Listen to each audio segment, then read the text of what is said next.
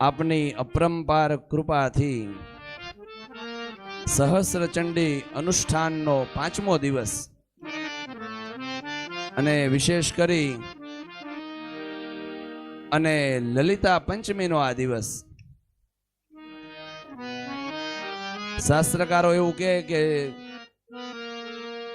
માં ભગવતીને સૌથી પ્રિય કોઈ તિથિ હોય ને તો એ પંચમી તિથિ છે.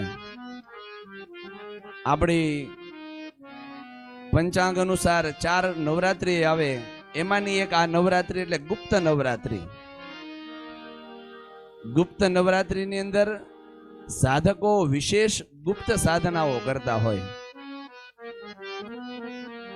અને એ સાધનાઓથી પોતાને ભરી દેતા હોય. રાત્રિનું વિશેષ મહત્વમાં જગદંબા છે એ રાત્રે સાધકને દર્શન આપે, એટલા માટે રાત્રિ કહેવામાં આવે. નવરાત્રિઓનો સમૂહ નવરાત્રિ. અને પંચમી તિથિ એટલે આજનો વસંત પંચમીનો આ દિવસ, માં ભગવતી સરસ્વતીની ઉપાસનાનો દિવસ. જે સારસ્વતો છે, જે સરસ્વતીના ઉપાસકો છે, એ બધા આ દિવસે વિશેષ યજન કરે. અને આપણી અનુષ્ઠાન અંદર પણ આ 5મો દિવસ આપણે પણ વિશેષમાં ભગવતીની 64 પ્રકારના ઉપચારોથી, પાત્રા સાધનથી, યંત્રો દ્વારા યંત્રોનું નિર્માણ, તત્ત દેવતાઓ બીજ મંત્રો દ્વારા દેવતાઓનું આહ્વાન, એનાથી માં ભગવતીની પૂજા કરી. અને સાધક છે એની તો ભાવના એટલી જ હોય કે મારી સાધનામાં વિક્ષેપ ન પડે. ભગવતીને પ્રિય હોય કે ભગવાન જેને સૌથી વધારે પ્રિય હોય ને, એની આશા એટલી જ હોય કે હું સાધના શરૂ કરું અને સાધનાની અંદર વિક્ષેપ ન પડે. રાજકોટની અંદર માઈ કલાપી મંદિર છે. એ માઈ કલાપી, કવિ કલાપી જુદા, આપણા લાઠીવાળા, પણ માઈ કલાપી માં ભગવતીના પરમ ઉપાસક. નવરાત્રિના 9 દિવસ નોકરી છોડી અને માં ભગવતીનું યજન કરે. સારી પોસ્ટો ઉપર નોકરી હતી અને સાચું બોલનારા હતા, એટલે ઘણાના દ્વેષી હોય, ઘણા એમનો દ્વેષ કરતા હોય કે આવી રીતના છે. એ માઈ કલાપી ક્યારેક લાગમાં આવે ને તો એનો વારો પાડી દે. અને એ રાહે હતા. અને એમાં તે નવરાત્રી આવી અને નવરાત્રીને માઈ કલાપી છે, નવરાત્રી આવે એટલે રજા ભરી દે કે હું નહીં આવું. અને એ જ સમયે માં ભગવતી નું આરાધન એમને શરૂ કર્યું અને એમના જે સહકર્મચારીઓ હતા એમને એમના માટે કાવા દાવા શરૂ કર્યા કે આ વખતે તો માઈ કલાપી છે ને એ નો આવે ને એટલે આપણે એનું રાજીનામું જ મુકાવી દેવું છે, નોકરી છોડાવી દેવી છે. પણ કાલે કીધું તું એમ, માં એ હોય ને કે મારે પણ માર ખાવા ન દે, કોઈના હાથે છે એ માર ન ખાવા દે. અને માએ છે એની લાજ રાખી. અહીંયા તો માઈ કલાપી છે માં ભગવતીના આરાધનની અંદર નવરાત્રી વિતાવા લાગ્યા અને માં ભગવતી છે એ એમનું ધ્યાન રાખવા લાગ્યા કે સાધનાની અંદર કોઈ પણ પ્રકારનો વિક્ષેપ ન પડે. 7 દિવસ અનુષ્ઠાન ચાલ્યા. 8મો દિવસ આવ્યો, 9મો દિવસ આવ્યો અને 9મા દિવસે જ્યારે અનુષ્ઠાન છે એ પૂરું કરીને 10મા દિવસે માઈ કલાપી ઓફિસે પહોંચ્યા ને ત્યારે એમના સહકર્મચારીઓએ એવું કીધું કે કેમ માઈ કલાપી આ વખતે તમે નવરાત્રીમાં અનુષ્ઠાન ન કર્યા, રજા ન મૂકી? અને જ્યાં એ સાંભળ્યું એમને ત્યારે એને આંખમાંથી આંસુડાની ધારા વહી ગઈ. કેમ? એને ખબર પડી ગઈ કે આ 9 દિવસ નોકરી જે કરી ગયા ને એ મારી માં ભગવતી ખુદ આવીને મારા સ્વરૂપે આવીને નોકરી કરી ગયા. જો મારી હાટું થઈ અને મારી માં ભગવતીને નોકરી કરવા આવવું પડે ને તો મારે એવી નોકરી નથી જોતી. એ જ સમયે રાજીનામું મૂકી અને માં ભગવતીના આરાધનમાં લાગી. આજે પણ એ મંદિર, ત્યાં જઈએ ને ખાલી મંદિરમાં એવા સરસ વાઇબ્રેશન, માં ના મંત્રો છે ને સહજ રીતે ફૂટવા લાગે. અને આ સપ્તશતી એટલે બીજ મંત્રાત્મક એક ઔષધિ કહેવાય. જે માં ભગવતીનું આરાધન કરે, માં ભગવતીની પૂજા કરે, એના ઉપર માં છે ખૂબ પ્રસન્ન થાય. અને માને પ્રસન્ન કરવી ને સૌથી સહેલી છે. બીજા કોઈ પણ દેવને કદાચ પ્રસન્ન કરવા માટે કાલા ઘેલા ગમે એટલા કરીએ તો જલ્દીથી ન થાય, પણ માં છે એ કરુણામયી છે, એ કરુણા છે એ વરસાવનારી બને. ચંડી પાઠના આપણે 13 અધ્યાયનું આ 4 દિવસ દરમિયાન એમના અર્થ છે એ જોયા. હવે ચંડી પાઠની અંદર દિવ્ય મંત્રો અને દિવ્ય સ્તોત્ર વિશે આજે થોડીક વાત કરશું.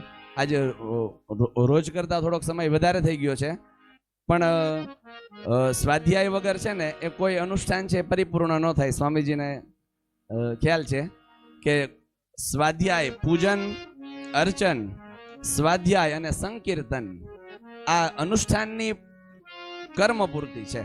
અનુષ્ઠાન હોય ને એ સ્વાધ્યાયથી પરિપૂર્ણ થાય. અહીંયા 7 દિવસ તમે અનુષ્ઠાન કરો અને તમે કંઈ ન શીખો તો આ કર્મની પરિપૂર્ણતા નથી. એટલે દુર્ગા સપ્તશતીની અંદર સૌથી પહેલું જ સ્તોત્ર જે સપ્તશ્લોકી દુર્ગા તરીકે ઓળખાય છે. માં ભગવતીના દુર્ગાના 7 શ્લોકો છે. એ 7 શ્લોકો એટલા દિવ્ય છે કે જે વ્યક્તિને અલગ અલગ સાધના નથી કરવી, મહાકાલીની, મહાલક્ષ્મીની કે મહાસરસ્વતીની, એને ફક્ત ને ફક્ત એક જ સ્તોત્ર કરવું જોઈએ, સપ્તશ્લોકી દુર્ગા. કેમ? તો કે એના દેવતા છે મહાકાલી, મહાલક્ષ્મી, મહાસરસ્વતી દેવતા, એના વિનિયોગમાં જ આવે છે. અને માં ભગવતી છે એ ત્રણેય સ્વરૂપે, ક્રિયા સ્વરૂપે, દ્રવ્ય સ્વરૂપે અને જ્ઞાન સ્વરૂપે બિરાજી છે. એટલે ફક્ત ને ફક્ત સપ્તશ્લોકી દુર્ગાના અનુષ્ઠાન કરવામાં આવે તો કોઈ પણ કાર્ય છે એ સિદ્ધ થઈ જાય. આખા ચંડી પાઠમાંથી એ 7 શ્લોકો એવા લેવામાં આવ્યા છે કે જે શ્લોકોના અર્થો પણ અતિ દિવ્ય છે. સર્વ સ્વરૂપે સર્વેશે સર્વશક્તિ સમન્વિતે ભયેભ્યસ્ત્રાહિનો દેવી દુર્ગે દેવી નમોસ્તુતે રોગાન શેષા નપહુષિ. તો કેવા સરસ મજાના શ્લોકો. આમ શ્લોક બોલતા હોય તો ભાવ જાગે. એની પછીનું જ સ્તોત્ર એટલે અષ્ટોત્તર શતનામા, માં ભગવતીના 108 નામ, દુર્ગા અષ્ટોત્તર શત, એ પણ દિવ્ય. અને આ તો બધું મહાપુરુષોના સંસર્ગથી મળેલું છે. શાસ્ત્ર તો આપણે વાંચીએ પણ મહાપુરુષોનો સંસર્ગ કરીએ ને ત્યારે આવી વસ્તુઓ ખુલે. શાસ્ત્રની અંદર લખેલું ઘણું બધું હોય પણ એ સંસર્ગ વગર ન ખુલે. આપણે દાદા હતા એમના સાનિધ્યની અંદર જ્યારે બેસવા જતા, રવિન્દ્રભાઈના પિતાશ્રી અને સદગુરુદેવ એમના સાનિધ્યમાં જ્યારે બેસતા ત્યારે એમને આ વાતનું ઉદ્ઘાટન કરેલું કે દુર્ગા અષ્ટોત્તર શતનામ છે એના પાઠ માત્રથી સપ્તશતીનું પુણ્ય પ્રાપ્ત થાય છે.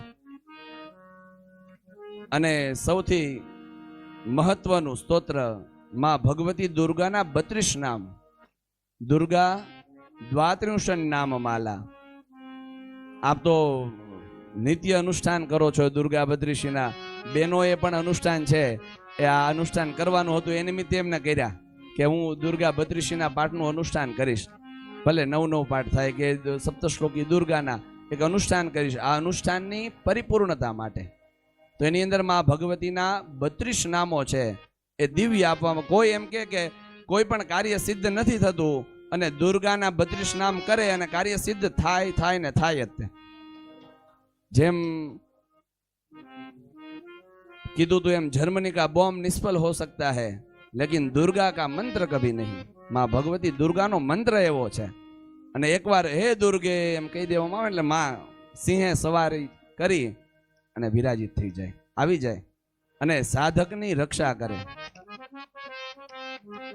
ભક્ત છે ને એ ભગવતીને સૌથી વધારે પ્રિય છે. જે પરસેવો પાડે સવારથી લઈને બધા ખૂબ ચિંતામાં હતા, કેમ થશે બધું સમાશે, કેમ થશે. પણ કેમ? ધ્યાન રાખવાની જવાબદારી એની છે. આપણે તો અર્પણ કરવાનો, આપણો સંકલ્પ અર્પણ કરવાનો કે માં અમારે આ કરવાનું છે. અને ભક્તનો ફક્ત સંકલ્પ જ હોય, કાર્ય સિદ્ધિ તો માની કૃપા હોય ત્યારે થાય. અને આ માની કૃપાથી આપણું કાર્ય છે એ પરિપૂર્ણ થાય છે. આજના દિવસે માં ભગવતીને જે અલગ અલગ ઉપચારોથી સ્નાન કરાવ્યા, અલગ અલગ ઉપચારો ધરાવ્યા, એનાથી માં આપ પ્રસન્ન થાઓ, ખૂબ આનંદથી અમને ભરી દો. અમારા શરીરની અંદર એવી દિવ્ય ઉર્જા પ્રકાશિત થાય, આપ માં પ્રગટ થઈ જાઓ, જાગી જાઓ માં. અને માં જાગી જાય ને એટલે શરીર છે સૌથી વધારે એક્ટિવ થઈ જાય. સૌથી વધારે ઉર્જા શરીરમાં ફરવા લાગે. રાત્રે ઊંઘ ન આવે ને તો સમજવાનું માં ભગવતી છે ને એ વિરાજિત થઈ ગયા. કેમ? તો કે થાક હોય છતાંય ઊંઘ ન આવે. કેમ? તો કે આનંદ ભરેલો હોય. એ આનંદના કારણે છે એ માણસ સૂઈ ન શકે. કવિ કલ્યાણ થઈ ગયા. કોણે ઓશી કે ઊભી હતી સુંદરી, હા એ ઓશી કે ઊભી હતી સુંદરી. કવિ કલ્યાણે સરસ મજાનું પદ લખ્યું. રાત્રે સ્વપ્નની અંદર એને એવો ભાસ થયો કે કોઈક મારા ઓશી કે ઊભું છે. મારે આ મસ્તકે મૂકીને હસ્તને, હાશ કોણે ફેરવી હથેલડી. કોણે ઓશી કે ઊભી હતી સુંદરી. કોઈ કોણે એક ઓશી કે છે એ માં ભગવતી સુંદરી ઊભી હતી. મારા મસ્તક ઉપર હાથ મૂક્યો અને મને પ્રેમથી વાલ કર્યો. અને પદ પૂરું થાય ને ત્યારે માં કે, ત્યારે કવિ કલ્યાણ કહે છે કે હા એ ઓશી કે ઊભી હતી સુંદર. હું જેની આરાધના કરું છું, હું જેની પૂજા કરું છું, જેની સેવા કરું છું, હા એ જ માં ભગવતી ઓશી કે ઊભી હતી. અને એને મારા કાર્યો પરિપૂર્ણ કર્યા. એને મારા ચિત્તની શુદ્ધિ કરી બતાવી, મારી બુદ્ધિની શુદ્ધિ કરી, મારા દ્રવ્યની શુદ્ધિ કરી. માં ભગવતીને પૂર્ણ ભાવથી, આપણે બેન કીધું તો એમ રસિયા છે એ ભગવાનને સૌથી પ્રિય છે. ઠાકોરજીના રસિયા ગવાતા હોય, ફાક ગવાતા હોય તો અહીં મારા ઋષિલભાઈ પધાર્યા છે રસિયા માટે. ઋષિલભાઈ છે, વિજયભાઈ છે, આ ઠાકોરજીના પરમ સેવક છે, ભાગવતાચાર્ય છે.